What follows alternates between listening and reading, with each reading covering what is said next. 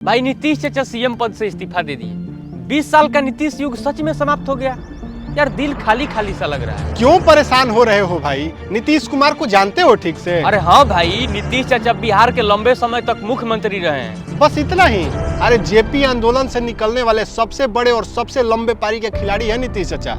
दिल्ली गए तो कई बार कैबिनेट मिनिस्टर रहे, बिहार आए तो 20 साल तक मुख्यमंत्री रहे बिना किसी भ्रष्टाचार के आरोप के। जानते हो कोई आरोप तो बताओ। पलटी बहुत मारते हैं भाई साहब। भाई किसी भी योजना को सफल होने में कितना समय लग सकता है? 4 से 5 साल। और अगर बिहार जैसे पिछड़े राज्य की नारियों की शिक्षा और उनके उत्थान की योजना हो तब कितना साल लगेगा?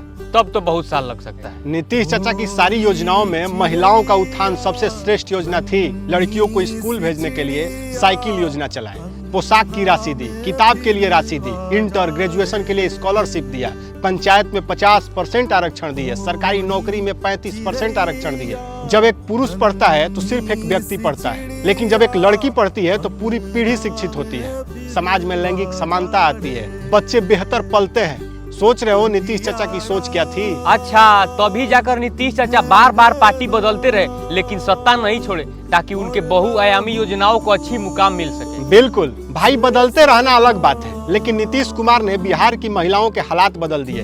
अब बिहार की हर स्कूल, हर सड़क, हर लड़कियों की साइकिल पे नीतीश चाचा का नाम लिखा होगा। नीतीश युग अब नीतीश विरासत बन गया है।